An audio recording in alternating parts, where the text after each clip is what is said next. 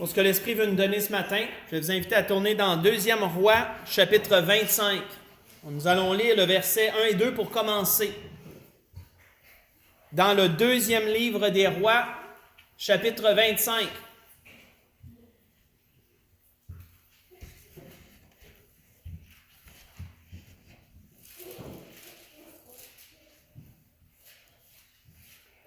Comme je vous disais à l'entrée d'assemblée, c'est par une image que l'Esprit veut nous parler ce matin.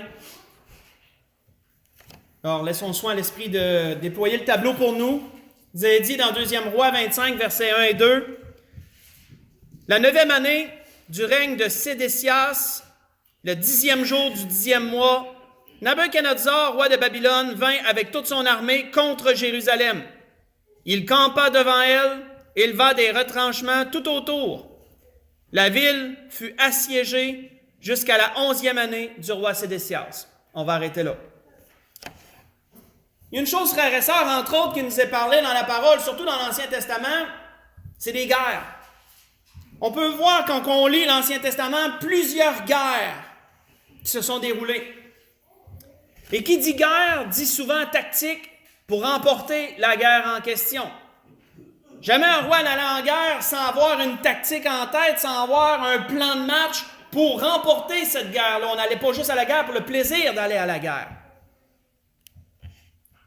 On voit que contre Israël, les ennemis d'Israël ont souvent employé une tactique contre eux.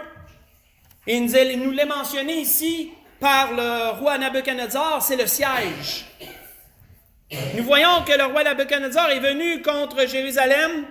Il a conquis les villes alentours, arrivé à Jérusalem. La Bible nous dit qu'il l'a assiégé. C'est ce que veut dire un siège. Selon le dictionnaire, c'est ce que ça veut dire assiéger. Assiéger veut dire mettre en état de siège. Et qu'est-ce qu'un siège encore pour comprendre vraiment la pensée? Un siège, c'est une opération menée contre un ouvrage, une place forte, en vue de s'en emparer. La tactique du siège était fort simple. Tu étrangles la ville en question ou l'endroit en question, tu coupes tout moyen de ravitaillement en eau, en nourriture, etc. Tu étrangles cette ville jusqu'à ce qu'elle étouffe et qu'elle capitule ou que tu puisses réussir à percer une brèche dans ses murs et à t'en emparer. En l'étranglant, tu viens que tu l'affaiblis à un tel point qu'elle ne pourra plus résister. Quand tu vas t'en emparer, tu vas l'avoir très facilement. C'est le principe du siège, c'est la tactique derrière cela. On voit que lorsque l'Éternel avait prophétisé par son prophète Ézéchiel cette prise par Nabuchodonosor, Dieu avait donné des directives très spécifiques à Ézéchiel pour démontrer au peuple ce qui allait leur arriver. Écoutons, faisons juste écouter. On voit que l'Éternel avait dit à Ézéchiel, il dit, « Toi, fils de l'homme, prends une brique, place-la devant toi, et tu y traceras une ville, Jérusalem. Représente-la en état de siège. Forme des retranchements. Élève contre elle des terrasses. Environne-la d'un camp. Dresse contre elle des béliers tout autour. Prends une poêle de fer et mets-la comme un mur de fer entre toi et la ville. Dirige ta face contre elle. Elle sera assiégée et tu l'assiégeras.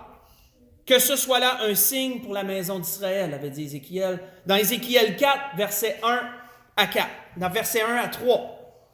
Pour imager au peuple ce qui allait leur arriver, ce qu'on vient de lire. Ce qu'on vient de lire dans Ézéchiel. Ce qu'on vient de lire dans 2e Roi. On voit qu'un jour, Salomon avait amené un peu une anecdote pour démontrer une folie qu'il voyait sous le soleil. Il avait amené une anecdote d'une chose qu'il avait vue. Il a dit il y avait une petite ville. De ce qu'il décrivait, il y avait une petite ville avec peu d'hommes dans son sein. Un roi puissant marcha sur elle et l'investit. Il éleva contre elle de grands forts, disait Salomon. Vous voyez ça dans Ecclésiaste 9, verset 14. Mais vous savez, frères et sœurs, on peut se servir aussi de cela comme d'une image. Parce que les ennemis d'Israël peuvent représenter notre ennemi qui est Satan. La jeunesse en arrière, s'il vous plaît, moins de bruit. Merci.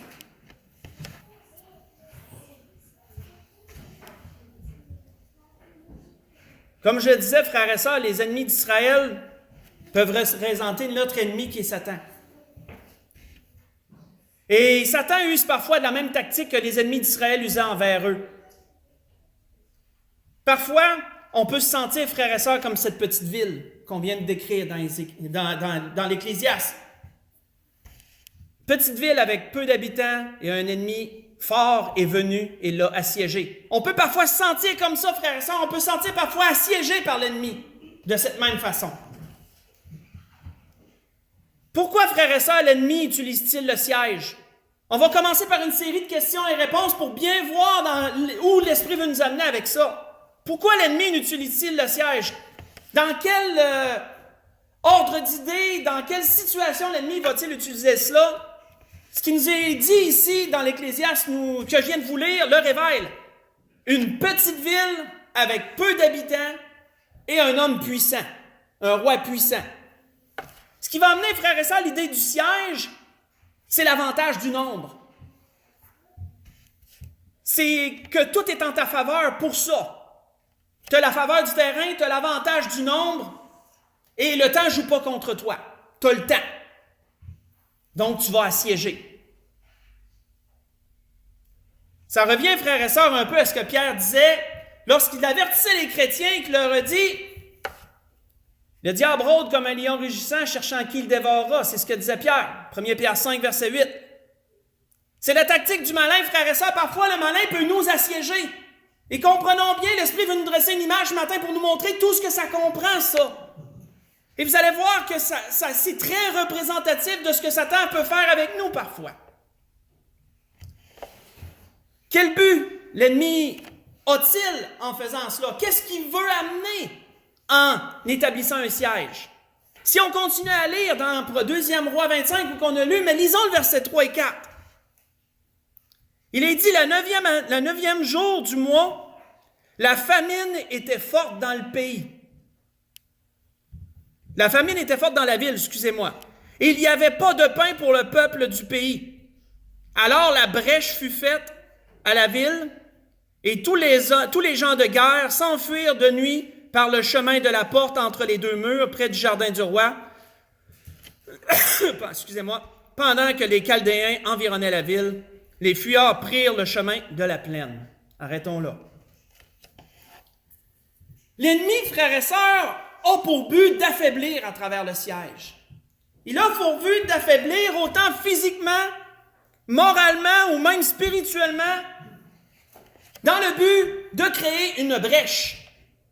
Et s'il peut créer une brèche, ensuite, il désire s'emparer de la ville, autrement dit, qui est notre personne, si on voit bien l'image que l'Esprit nous dresse.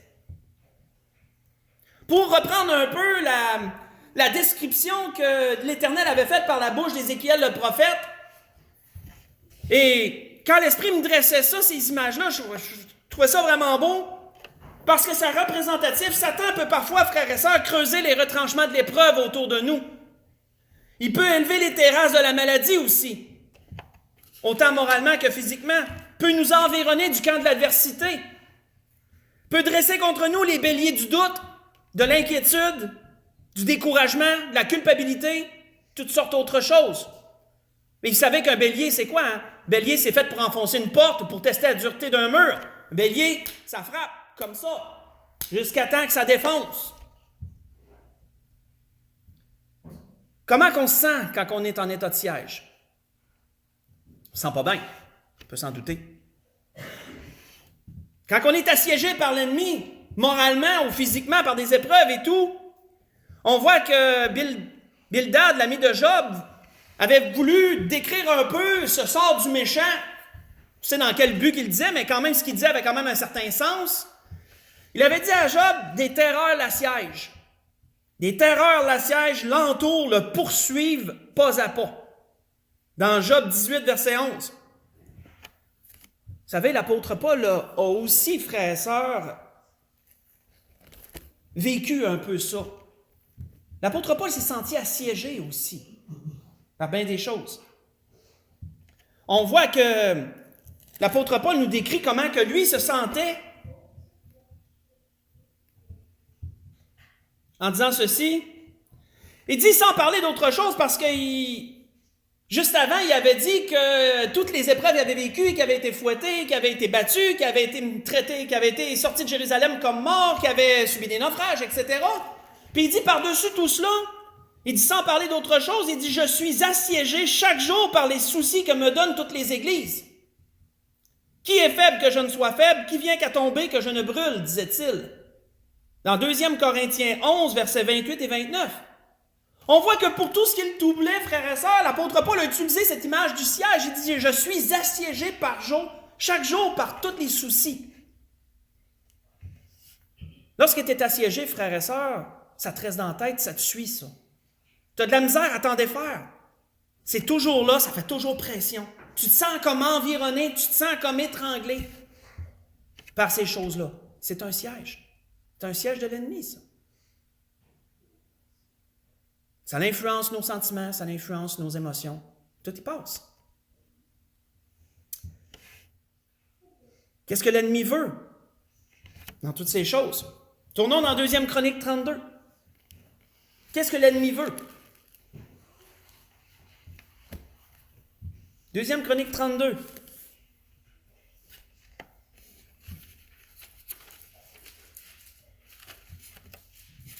Jusqu'à présent, on a vu un siège. Le siège de Nabuchodonosor, c'est l'exemple qui nous a été amené en entrée de jeu. Le siège de Nabuchodonosor sur Jérusalem. On a vu c'est quoi un siège? Toutes sortes de mécanismes, toutes sortes de machines de guerre qui sont amenées. Le but d'étrangler jusqu'à ce que l'ennemi capitule, jusqu'à ce que la personne soit vaincue. Toutes sortes d'artifices qui sont utilisés dans ce sens. Le but d'amener la famine. Quand c'est la famine, il n'y a plus de nourriture. T'affaiblis quand c'est la famine. Plus d'eau, plus de pain. Des terreurs, des souffrances. Qu'est-ce que l'ennemi il vise dans toutes ces choses-là? On voit que dans 2 Chronique 32, versets 1 et 2, il nous a dit quoi? Il nous a dit, après tous ces actes de fidélité, ces choses et ces actes de fidélité parut Sanchérib, roi d'Assyrie, qui pénétra en Juda et assiégea les villes fortes dans l'intention de s'en emparer. Ézéchias, voyant que Sanchérib était venu et qu'il se proposait d'attaquer Jérusalem. Arrêtons là. Quelle était la cible de Sanchérib, frères et sœurs? C'était Jérusalem. Quelle a été la cible de Nabuchodonosor? C'était Jérusalem. Vous savez, frères et sœurs, c'est pas pour rien qu'il nous est mentionné que les ennemis voulaient toujours réussir à conquérir Jérusalem spécifiquement. Pas pour rien, ça. Jérusalem, frères et sœurs, c'était l'identité même d'Israël. C'était le cœur d'Israël, ça. Prendre Jérusalem, c'était de mettre le peuple à genoux. Prendre Jérusalem, c'était moralement de les mettre à terre, complètement. C'était de prendre leur cœur même, la ville du roi des rois, comme il est décrit à un autre endroit. Vous savez, frères et sœurs, Jérusalem représente quelque chose pour nous. Elle représente notre cœur, ça. Notre cœur à nous. Et vous savez, si Satan veut percer une brèche, c'est parce qu'il veut atteindre le cœur. Il veut atteindre votre cœur. Et c'est pas pour rien que Salomon disait dans les Proverbes, il dit « Garde ton cœur plus que toute autre chose, car de lui sortent les sources de la vie. » Proverbe 4, verset 23. Mes frères et sœurs, dans tout cela, comment nous, on doit réagir? Parce qu'il doit y avoir une réaction de la part de ceux qui se font assiéger. Comment ceux qui se font assiéger doivent-ils réagir face au siège? On voit que dans Nahum, il avait été prophétisé cela. Nahum disait par la bouche de l'Éternel, par l'Esprit, il dit, puise de l'eau, il disait ça au peuple, puise de l'eau pour le siège. Il dit, répare tes forteresses, entre dans la boue, foule l'argile, rétablis le four à briques, disait-il. Ce sont toutes des images pour nous. On doit puiser, frères et sœurs, l'espérance qui est l'eau. On doit puiser cette espérance dans le puits de la parole de Dieu. On doit rétablir le four de notre volonté, frères et sœurs, pour vraiment désirer continuer.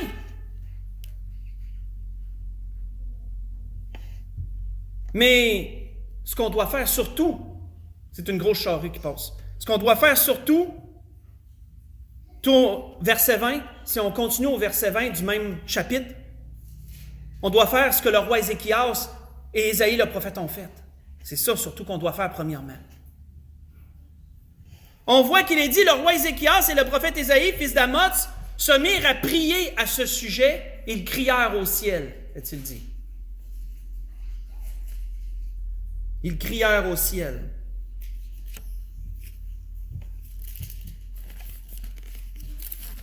Vous savez, frères et sœurs, lorsque Salomon avait fait construire le temple de l'Éternel, Salomon, dans sa grande prière de dédicace du temple, il avait demandé une chose à Dieu.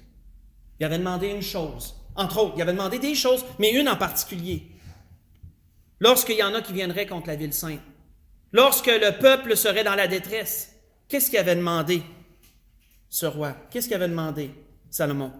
Il avait dit à l'Éternel, il dit, quand la famine, la peste ou la rouille ou la miel, les sauterelles d'une espèce ou d'une autre seront dans le pays, quand l'ennemi assiégera ton peuple dans son pays, dans ses portes, quand il y aura des fléaux ou des maladies quelconques, il dit, si tout ton peuple d'Israël fait entendre des prières et des supplications, que chacun reconnaisse la plaie de son cœur et étende les mains vers cette maison, il dit, exauce-le.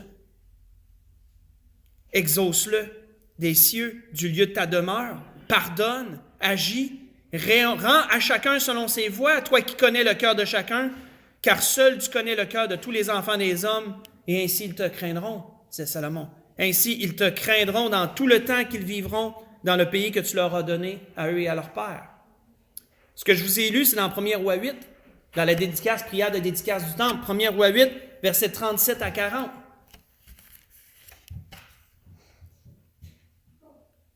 Ce qu'on doit faire, frères et sœurs, premièrement, bien sûr, c'est d'aller puiser dans la parole de Dieu, de crier vers Dieu, de nous délivrer du siège de l'ennemi parce qu'on reconnaît qu'est-ce qu'il fait.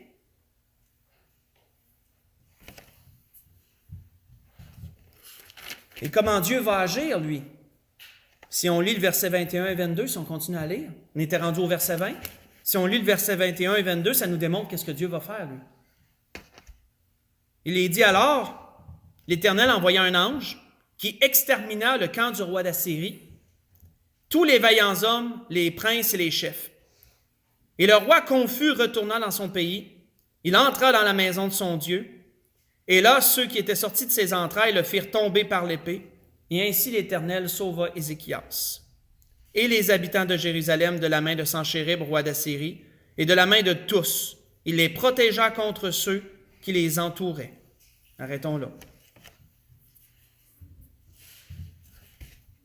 Frères et sœurs, on ne doit pas cesser de prier.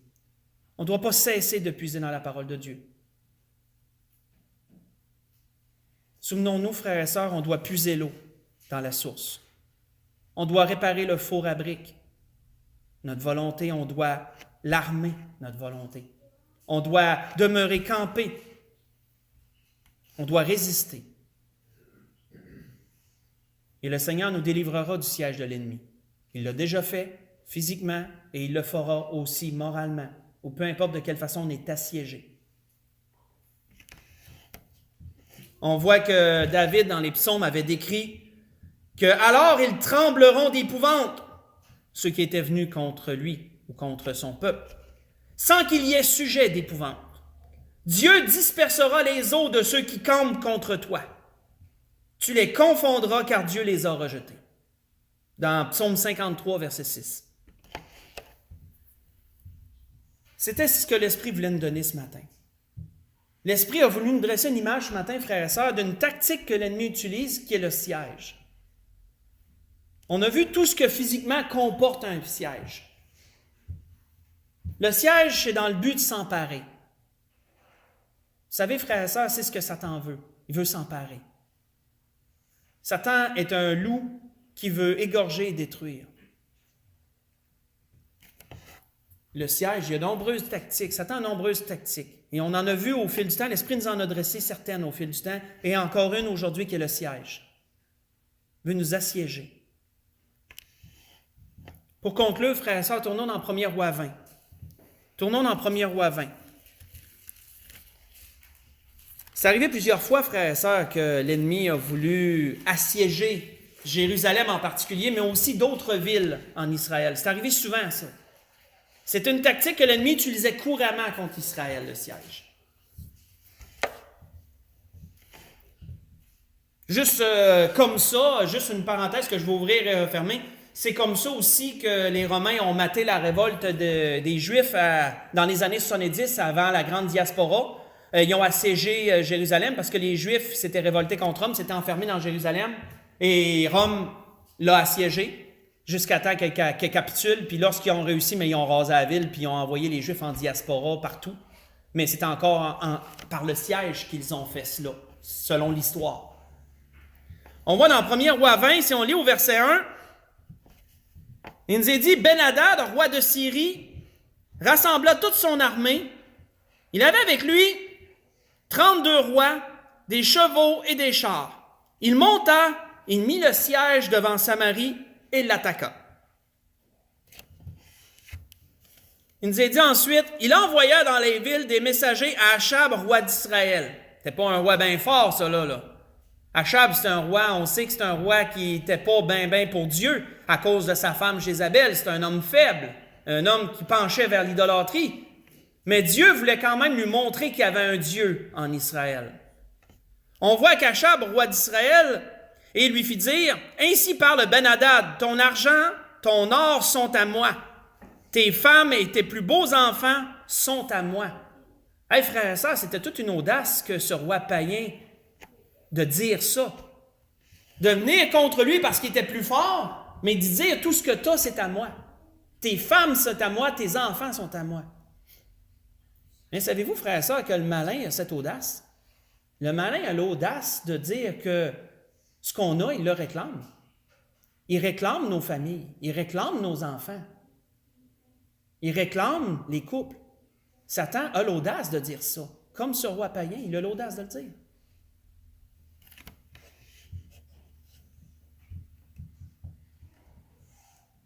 Qu'est-ce qui est dit, frères et sœurs, si on saute au verset 13? Parce que là, Achab, il voulait plier devant le roi. Il était pour lui donner tout ce que le roi désirait, puisque le roi semblait plus fort et puisque c'était un homme faible. Mais il y a un prophète qui est arrivé. Un prophète qui parle au nom de l'Éternel qui est arrivé. Et le prophète, il est dit au verset 13, « Mais voici un prophète s'approcha d'Achab, roi d'Israël, et lui dit, « Ainsi parle l'Éternel. Vois-tu toute cette grande multitude? Il dit, je vais la livrer aujourd'hui entre tes mains, et tu sauras que je suis l'Éternel. » Et Achab dit, par qui? Comment je vais réussir à faire ça? Par qui? Et il répondit, ainsi parle l'Éternel, par les serviteurs des chefs des provinces. Et Achab dit, qui engagera le combat? Et notez la réponse, il répondit, toi. Mais ça, frères et sœurs, ça nous parle. L'Esprit nous parle. Frères et sœurs, on doit être combatifs. On doit être des gens qui engagent le combat. Et quelle est la façon d'engager le combat? Jacques, il nous le dit. Pierre nous le dit. Jacques, lui, disait, « Soumettez-vous donc à Dieu, résistez au diable, et il fuira loin de vous. » Pierre, après avoir parlé de Satan comme étant un loup, comme étant un lion qui cherchait qui allait dévorer, avait fait écho à ce que Jacques disait. Il avait dit, « Résistez-lui avec une foi ferme. » Sachant que les mêmes souffrances sont imposées à vos frères dans le monde. La grâce que je nous souhaite, frères et sœurs, ce matin, si on se sent en état de siège, si on se sent assiégé par l'ennemi, on ne doit surtout pas lui donner ce qu'il veut. On ne doit surtout pas lui donner accès à notre cœur. On ne doit surtout pas lui donner accès à notre famille et à nos enfants. On doit résister, on doit puiser notre eau, on doit réparer nos fours, et réparer nos forteresses, réparer notre four. Et on doit engager le combat. Et le Seigneur, comme il l'a toujours fait, va nous donner la victoire parce qu'il est Dieu et qu'il désire que ses enfants soient victorieux sur l'ennemi. C'est ce que l'Esprit voulait nous donner ce matin. On peut se lever pour le dernier cantique.